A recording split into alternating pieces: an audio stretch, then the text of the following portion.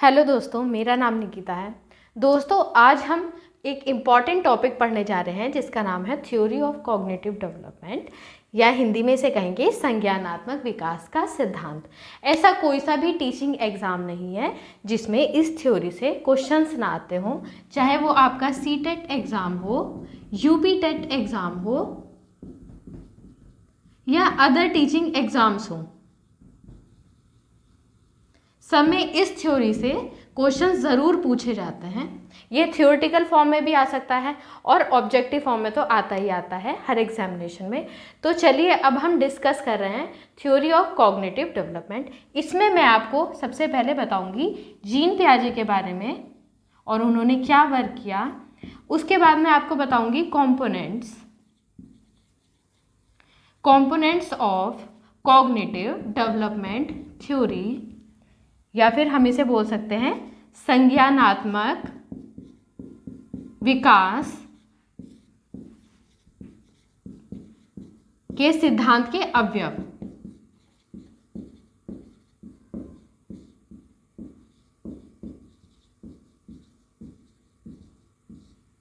और तीसरा है stages of cognitive development theory, या संज्ञानात्मक विकास के सिद्धांत की अवस्थाएं।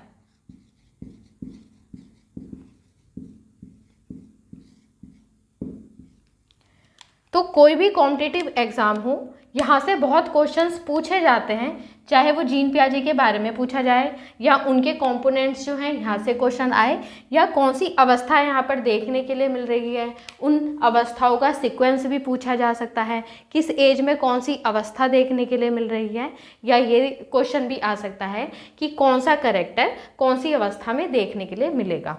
तो चलिए हम स्टार्ट करते हैं सबसे पहले जीन पियाजे के बारे में।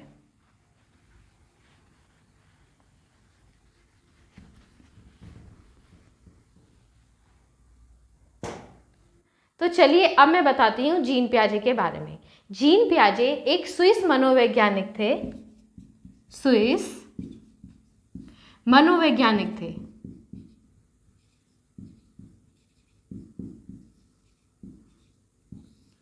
इन्होंने फ्रांस के बिने के साथ मिलकर कई सारे शोध किए। फ्रांस के बिने के साथ कई सारे शोध की। इंग्लिश में इसकी स्पेलिंग बिनेट ऐसे लिखी जाएगी, लेकिन बोलते हम बिने ही हैं। जो जीन पियाजे थे वैसे वो प्राणी विज्ञान के ज्ञाता थे, यानी जूलॉजिस्ट थे, लेकिन जो इन्हें ख्याति प्राप्त हुई या प्रसिद्धि प्राप्त हुई वो एक साइकोलॉजिस्ट के रूप में प्राप्त हुई।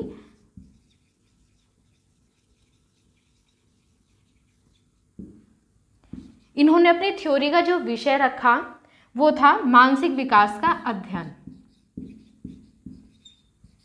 मानसिक विकास का अध्ययन।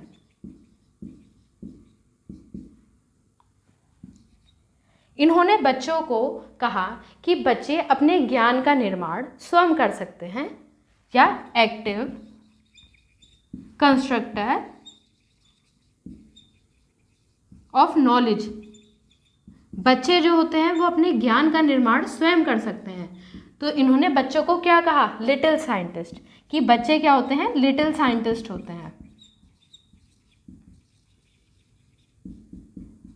इनकी एक बुक भी आई, बुक का नाम था the language thought of the child.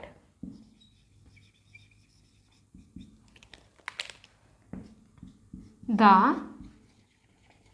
Language thought of the child.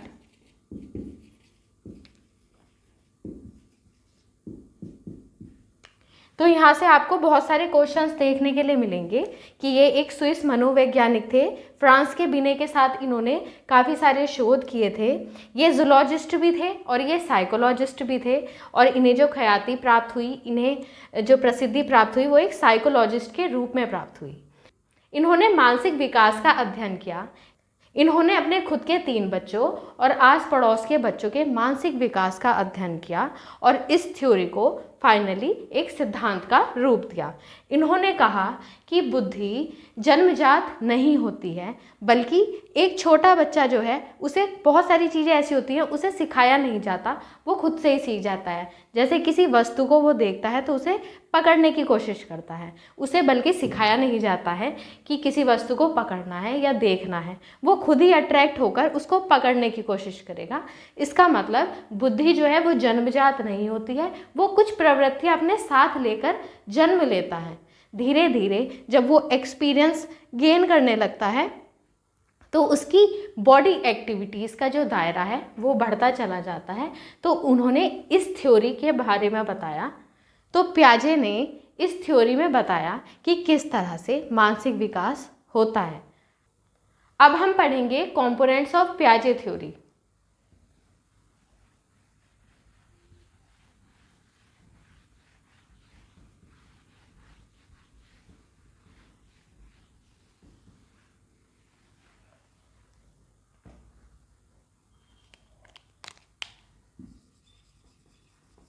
Components of cognitive development theory या संज्ञानात्मक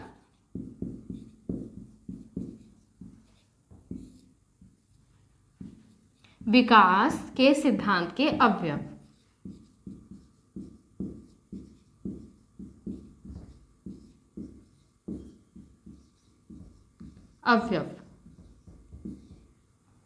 तो पियाजे ने 4 सिद्धांत के अवयव बताए, जिसमें पहला स्कीमा है, दूसरा है एसिमिलेशन,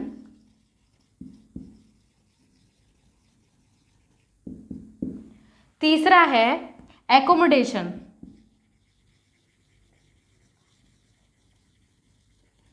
और जो फोर्थ कंपोनेंट इन्होंने बताया उसका नाम है इक्विलिब्रेशन।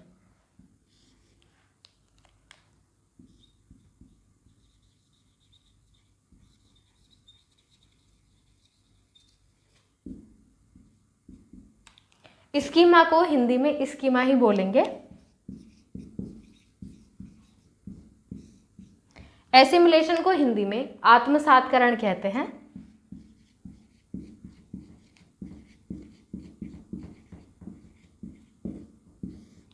एकोमोडेशन को हिंदी में समायोजन कहते हैं।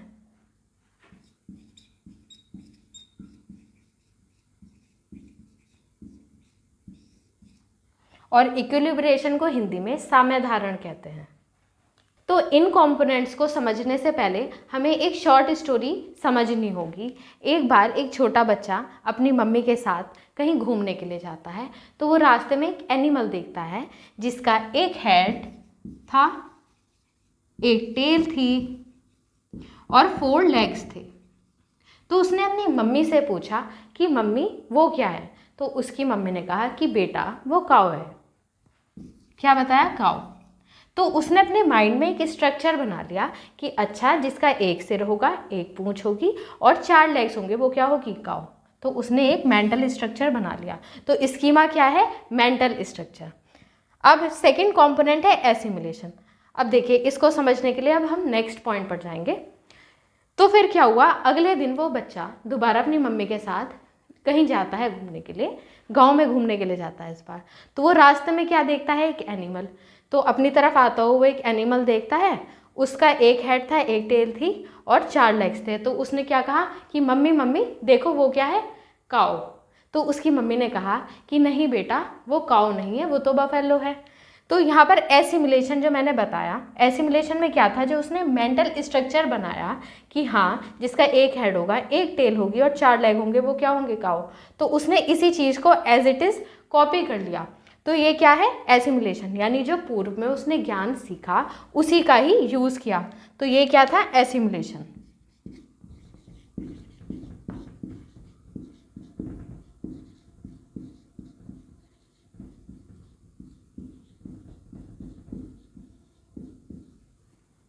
तो उसने जो है बफेलो को भी क्या कह दिया? काऊ। तो उसने क्या किया? एसिमिलेशन।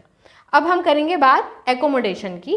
तो एकोमोडेशन में ये है, तो जब उसकी मम्मी ने समझाया कि नहीं बेटा ये तो बफेलो है, काऊ अलग थी, तो दोनों के लक्षण बताए, दोनों में डिफरेंस बताया, तो अब उसे जाके समझ आया कि अच्छा ऐसी काऊ होती है और ऐसी बफेलो होती है, तो उसे समझ आ गया। तो एकोमोडेशन में क्या है कि पूर्व में जो उसने ज्ञान सीखा यहाँ पर वो काम नहीं आएगा, बल्कि वो नवीन ज्ञान प्राप्त करेगा। नवीन ज्ञान प्राप्त करेगा और वातावरण से तालमेल बैठाने के लिए वो क्या करेगा, नवीन ज्ञान का यूज़ करेगा। अब बात आती है इक्विलिब्रेशन की। अब देखिए वो उसे जब भी काऊ दिखेगी, बफेलो दिखेगी, तो एक टाइम अब ऐसा आएगा उसे समझ आ जाएगा कि कौन सी काऊ है और कौन सी बफेलो। तो उसने क्या किया, जो पूर्व में ज्ञान सीखा और जो अब उसने नवीन ज्ञान सीखा, तो इन दोनों का यूज़ करके वो वातावरण के साथ सामंजस्य बैठाने की कोशिश करेगा।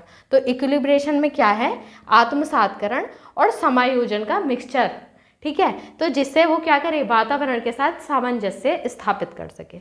अब हम नेक्स्ट टॉपिक पढ़ेंगे stages of cognitive development theory या संज्ञानात्मक विकास के सिद्धांत की अवस्थाएं। यहाँ से बहुत सारे क्वेश्चंस पूछे जाते हैं और इनसे भी क्वेश्चन आते हैं कि मेंटल स्ट्रक्चर इनमें से कौन सा कंपोनेंट है, तो स्कीमा है, किसमें हम पूर्व ज्ञान का यूज़ करते हैं, एसिमिलेशन में करते हैं, कौन से कंपोनेंट में हम नवीन ज्ञान का यूज़ करते हैं, एकोमोडेशन में करते हैं, और किस में इन दोनों का मिक्सचर होता है, आत्मसातकरण और समायोजन का, तो इक्विलिब्रेशन या साम्य धारण में। तो चलिए अब हम नेक्स्ट इसमें पढ़ेंगे stages of cognitive development theory.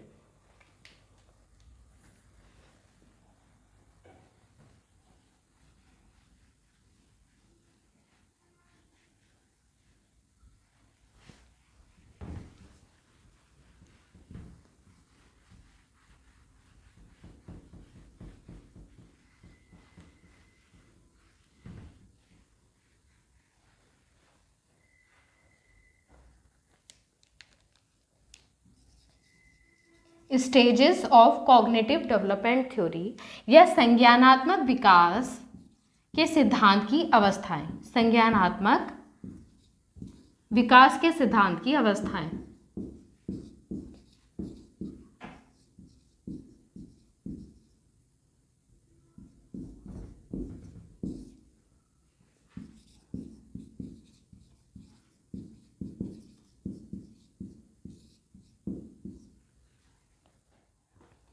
तो जीन पियाजे ने इस सिद्धांत में 4 अवस्थाओं का जिक्र किया, जिसमें पहली है सेंसरी मोटर स्टेज, दूसरी है pre operational stage. Sensory motor को हिंदी में कहते हैं संवेदी गामक अवस्था, संवेदी गामक अवस्था। प्री ऑपरेशनल स्टेज को कहते हैं पूर्व संक्रियात्मक अवस्था, पूर्व संक्रियात्मक अवस्था। थर्ड स्टेज है कॉन्क्रीट ऑपरेशनल स्टेज,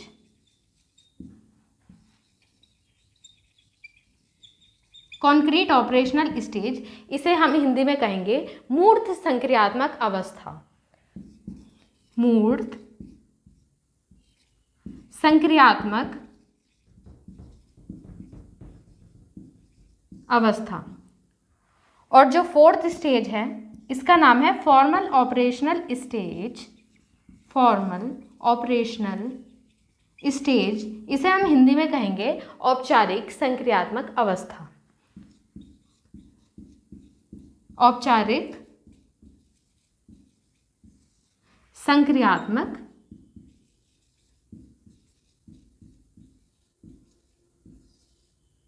अवस्था। तो चलिए अब हम इनको थोड़ा डिटेल में पढ़ते हैं कि क्वेश्चन कहाँ से पूछे जाते हैं।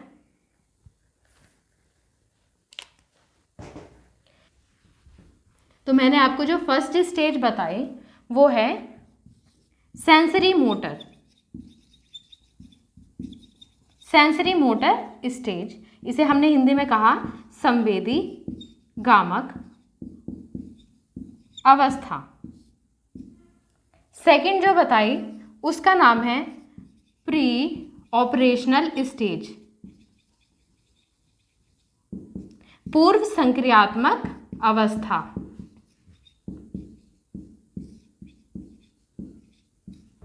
थर्ड जो बताई उसका नाम है कॉन्क्रीट ऑपरेशनल,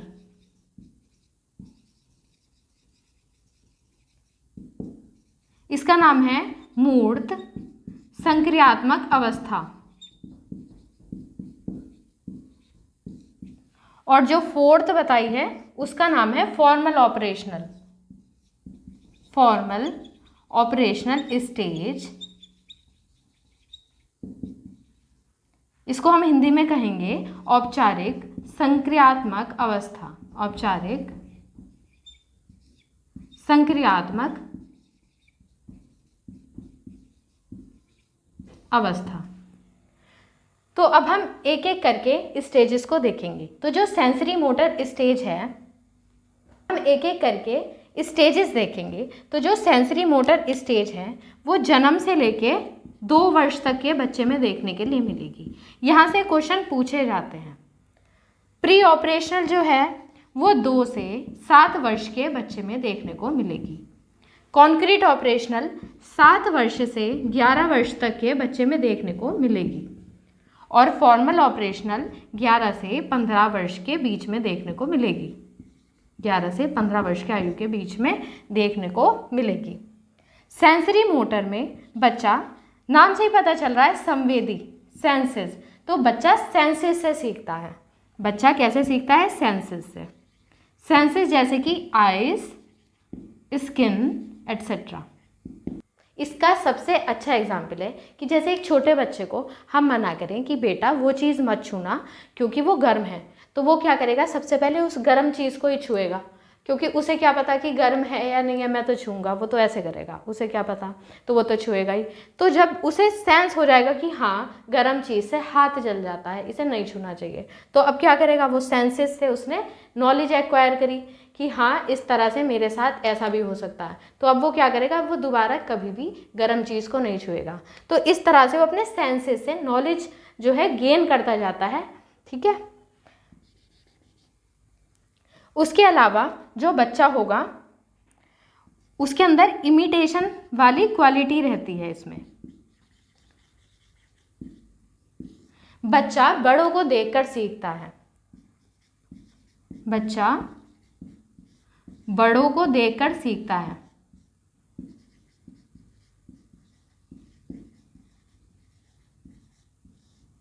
बड़ों को देखकर सीखता है। Pre operational stage, pre operational stage में लॉजिक की कमी पाई जाती है।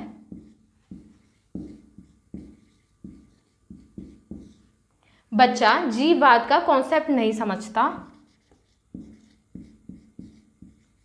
जीववाद, या इसको इंग्लिश में हम कहेंगे एनिमिज्म, एनिमिज्म। इसका मतलब है कि बच्चे को ये नहीं पता कि लिविंग थिंग क्या है और नॉन लिविंग थिंग क्या है। जैसे कि एक छोटे बच्चे से कहो कि बेटा टेडी को सुला दो, तो वो क्या करेगा? उसे टेडी को सुलाएगा। उसे क्या पता कि वो लिविंग है या नॉन लिविंग, वो तो बस उसको सुला देगा जैसे उसे कहा गया। तो प्री ऑपरेशनल में क्या होगा? एक तो लॉजिक की कमी पाई जाएगी, एक जीववाद वाला कॉन्सेप्ट इसमें नहीं पता होता कि लिविंग थिंग क्या है और नॉन लिविंग थिंग क्या है। अब कॉन्क्रीट ऑपरेशनल जो है वो थोड़ा इससे एडवांस स्टेज है, तो यहाँ पर जीववाद का कॉन्सेप्ट समझ आने लगेगा। जीववाद का कॉन्सेप्ट बच्चा समझने लगेगा,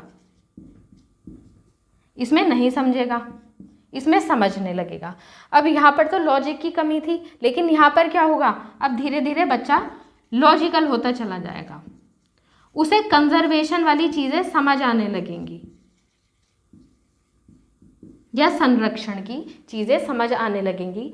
बच्चा विभेदीकरण कर सकता है, उसे समझ आ जाता है ये लड़की है, ये लड़का है, ये अच्छा है, ये बुरा है, ठीक है। और वो चिंतन करना भी यहाँ से स्टार्ट कर देता है, यहाँ से थिंकिंग स्टार्ट हो जाती है।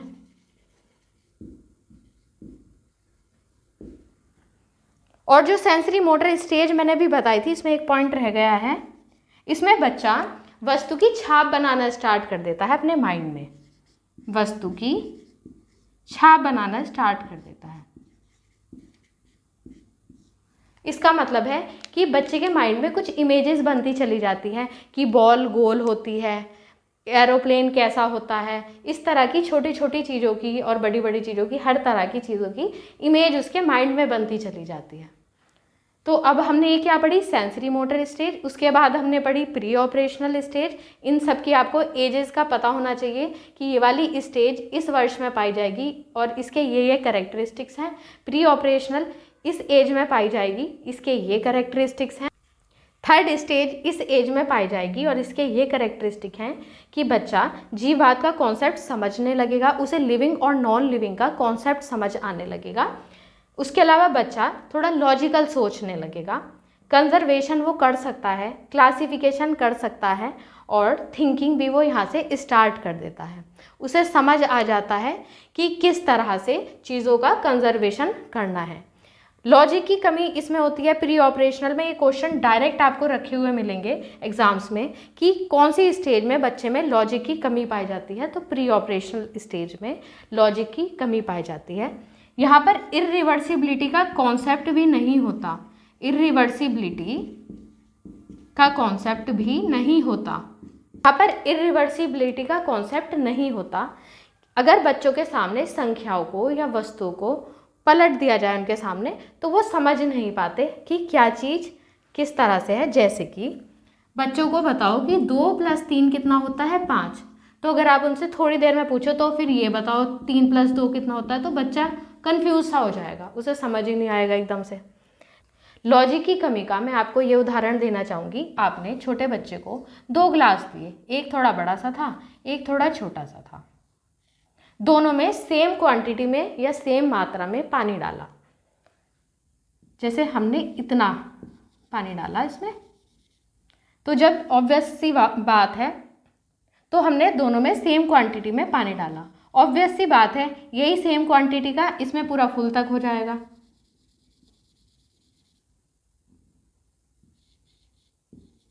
अब बच्चे से पूछो कि बताओ इसमें पानी ज़्यादा है या इसमें पानी ज़्यादा है, तो बच्चा क्या कहेगा कि इसमें पानी ज़्यादा है। क्यों? क्योंकि उसे लग रहा है तो फुल भरा हुआ है, ये तो आधे से भी नीचे भरा हुआ है। जबकि यहाँ पर ये देखिए कि इसकी जो साइज़ है वो देखिए और इसका जो साइज़ है वो देखिए, है ना। उसे इस साइज़ का कॉन्सेप्ट नहीं समझ आएगा। उसका एक और हम एग्जाम्पल ले सकते हैं। जैसे बच्चे के सामने 50 कॉइन्स आप रख दो और एक तरफ क्या रख दो, 2000 का नोट रख दो। अब उससे पूछा होता है बेटा ये ज़्यादा है या ये ज़्यादा है, तो वो इसको क्या समझेगा कि ये तो कम है, ये तो एक ही नोट है, जबकि ये सिक्के कितने सारे हैं तो ये ज़्यादा होंगे, ऐसा वो कहेगा। इसका मतलब उसमें लॉजिक की कमी पाई जाएगी।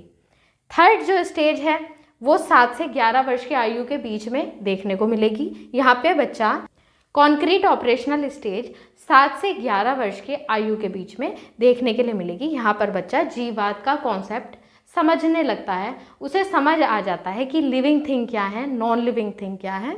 उसके अलावा बच्चे में लॉजिकल एबिलिटी डेवलप हो जाती है, बच्चा कंजर्व करना सीख जाता है और यहाँ से उसकी थिंकिंग स्टार्ट हो जाती है।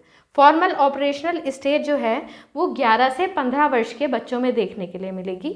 यहाँ पे बच्चा एब्स्ट्रैक्ट थिंकिंग करने लगता है, एब्स्ट्रैक्ट थिंकिंग करने लगता है। उसके अलावा बच्चा डिसीजन या निर्णय लेने लगता है। उसके अलावा बच्चा नियम पर तर्क भी करने लगता है। जैसे एक छोटे बच्चे जो कि 11 से 15 वर्ष के आयु के बीच का हो, उससे पूछा जाए अगर कि बच्चे बताओ अगर पेड़ पौधे खत्म हो जाएं सारे दुनिया के तो क्या होगा, तो वो कहेगा कि हम जिंदा नहीं रह पाएंगे, एक तो हम सांस नहीं ले पाएंगे और हमें भोजन भी नहीं मिलेगा। ठीक है, तो इस तरह के वो बहुत सारे तर्क देने लगेगा उस बात को सही करने के लिए। तो आपने ये स्टेजेस पढ़ी, यहीं से ही क्वेश्चन पूछे जाते हैं कि कौन सी स्टेज कौन सी एज में देखने के लिए मिल रही है, कौन सा कैरेक्टर कौन सी स्टेज में देखने के लिए मिल रहा है। इसके अलावा एक क्वेश्चन ये भी आता है कि इनका सीक्वेंस आपको याद होना चाहिए। तो उनका सीक्वेंस याद करने के लिए आप SPCF से याद कर सकते हैं या फिर याद कर सकते हैं some people can not focus, some people can not focus. इसके अलावा आप याद कर सकते हैं some people can not focus, S for sensory motor, P for pre operational, C for concrete and F for formal operational. तो इस तरह से मैंने आपको जो ये थ्योरी बताई है, यहाँ से आपको डायरेक्ट क्वेश्चंस देखने के लिए मिलेंगे। तो दोस्तों, अगर आपको ये वीडियो पसंद आई तो वीडियो को लाइक कीजिए और मेरे चैनल को सब्सक्राइब कीजिए।